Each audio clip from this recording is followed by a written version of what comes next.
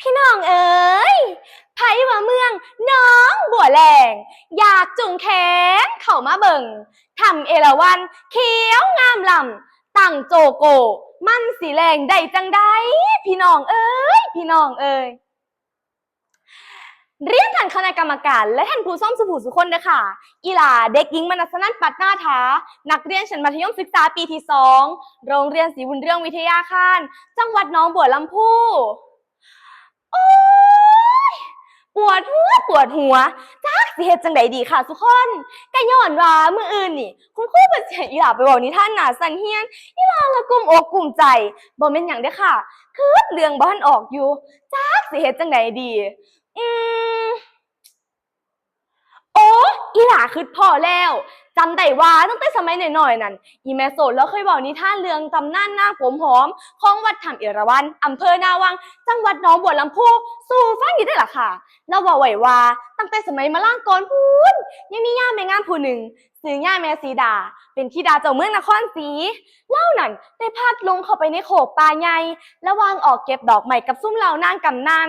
เล่าต้องใส่ชีวิตอย่างทุกข์ยากปากหมองหากินน้ำปลาน้ำใหม่ เลวกับความเป็นตาย่านค่ะ มีอยู่มื้อหนึ่งแล้วคิดอยากน้ำบักคักค่ะ แล้วก็เลยไปกินน้ำที่โหงอยู่ในห้อยตีนสร้าง แล้วก็ห้อยตีนงัวกระทิงเพื่อประทังชีวิตค่ะก่อนสิถึงซอยจากนายพรานใจดีแถวนั้น แล้วก็ได้เมียบ้านเมียเฮือนในที่สุด หลังจากนั้นบ่โดนเราก็ได้ม่านทองอย่างลึกลับ และได้ให้กำเนิดลูกแฝดยิ่ง ผู้เอื้อยมีชื่อว่านางผมหอม ส่วนผู้น้องมีชื่อว่านางรุ่นพ่อสองเอ่ยน้องใหญ่ขึ้นมาจากน้อยไปไสมาไสก็ถือจะให้บ้านเราใส่ว่าอีลูกบ่มีพอเฮ็ดให้นางทั้งสองนั่นเกิดความหน่อยเหนือตำใจตัวค่ะว่าเจ้าของบ่มีพอก็เลยได้ไปเขี่ยวเอาความน้ำแม่ด้วยความสิโตนแม่ก็เลยได้เว้าเรื่องราวทั้งเบิดที่เกิดขึ้นสู่นางทั้งสองฟังพอนางทั้งสองฮู้แล้วว่าพ่อแท้ๆของตนนั่นคือพญาสร้างใหญ่ก็เลยตัดสินใจออกเดินทางตามหาพ่อค่ะ เอ้ยหอมเอ่ยว่าพอเขาน่ะสิเป็นผู้เดียวกันบอลุ้นว่าพอลุ้นน่ะจะเป็นพญาต่างใหญ่แท้ๆส่วนพอเอ่ยหอมน่ะเป็นงัวเอ่ยบ่คิดยากดอกได้ผู้ใดเป็นพ่อเอ่ยก็ดีใจคือเก่าหั่นล่ะ จนในที่สุดทั้งสองเอื่อยน้องก็ได้พอกับพญาสร้างและก็ได้เว้าเรื่องราวทั้งหมดที่เกิดขึ้นสู่พญาสร้างฟังพญาสร้างพอได้ยินแบบนั้นก็รู้สึกแปลกใจค่ะก็เลยได้เห็นหน้าทั้งสองเสียงทายโดยหากผู้ใดปีนขึ้นไปนั่งเทิงหลังพญาสร้างใดแล้วก็สิยอมรับว่าเป็นลูกแต่คันปีนขึ้นไปนั่งบ่ได้แล้วก็สิเหยียบให้ตายคาตีนค่ะด้วยความร้อนรนนางลุ่มนี่คุ้มปีนอยู่3เทื่อค่ะแล้วก็ขาตกลงมาทั้ง3เทื่อพญาสร้างหนหวย ก็เลยเหยียบจนแป้แหลบแสบตายค่าตีนสำค่ะฝ่ายนางผมหอมนั่นไต่ง่าขึ้นไปเทียเดียวก็ขึ้นไปนั่งทั้งหลังพญาสร้างใดพญาสร้างก็เลยรับตัวเขามาเลี้ยงดูในป่าและก็ได้สร้างห้องสร้างหอให้อยู่อย่างสวยงามค่ะพอนางอายุรวงเขา16ปีก็คิดอยากมีคู่คือหมู่เขาก็เลยตัดสินใจดึงผมใส่อูกแก้วและก็ตั้งจิตอธิษฐานสาธุใส่หัวว่า สาธุเทวดานางฟ้าทั้งหลายหากแม่นดวงผู้ขานี่สิมีคู่คือหมู่เขาก็ขอให้อู่แก้วนี่ลอยทวนน้ำไปหาทรายผู้เป็นคู่ข้องเลยเด้อผู้ขาเอ่ยพอเว้าแล้วอู่แก้วนั่นก็ได้ลอยทวนน้ำไปอีกเลยไหมคะพี่น้องลอยไปจนหอดมือของขุนไทยเจ้าเมืองเมงบายพอเราเปิดอู่แก้วนั้นออกก็ได้กลิ่นหอมของผมเฮ็ดให้ตกหลุมรักค่ะก็เลยตัดสินใจออกเดินทางตามหาเจ้าของอู่แก้วนั้น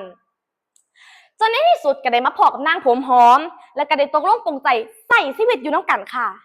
แต่ว่าเพิ่นหลีอยู่เด้อค่ะเพิ่นบ่ได้อยู่อย่างเปิดเผยก็ย้อนว่าย่านผู้เป็นพ่อนั่นสิรับบ่ได้ค่ะ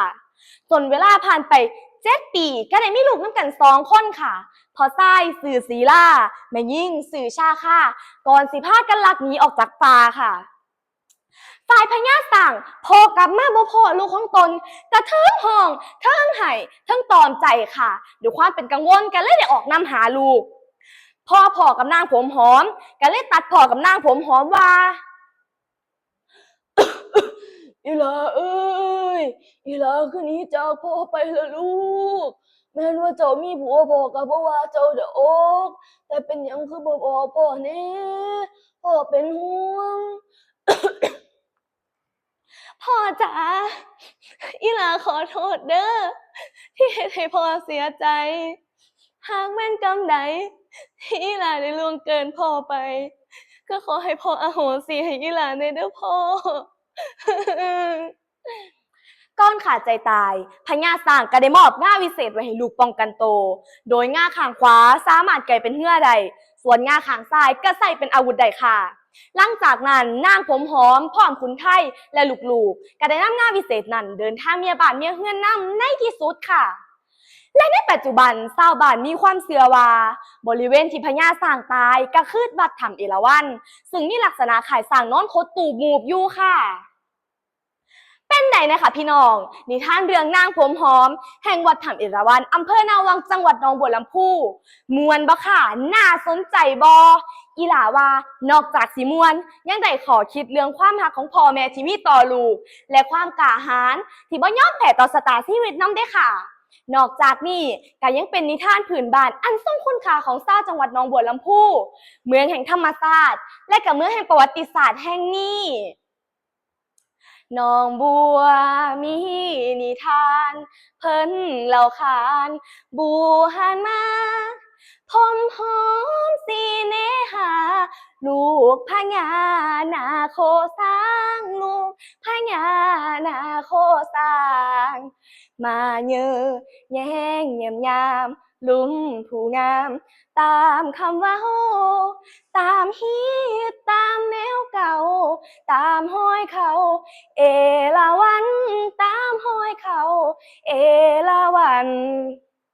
อีหล่าและไทยบ้านยินดีต้อนรับพ่อแม่พี่น้องป้องปายสุผู้สุคนเด้อค่ะหากผู้ใดกายไปกายมาก็อย่าลืมแวะมายามกันแน่เด้อค่ะ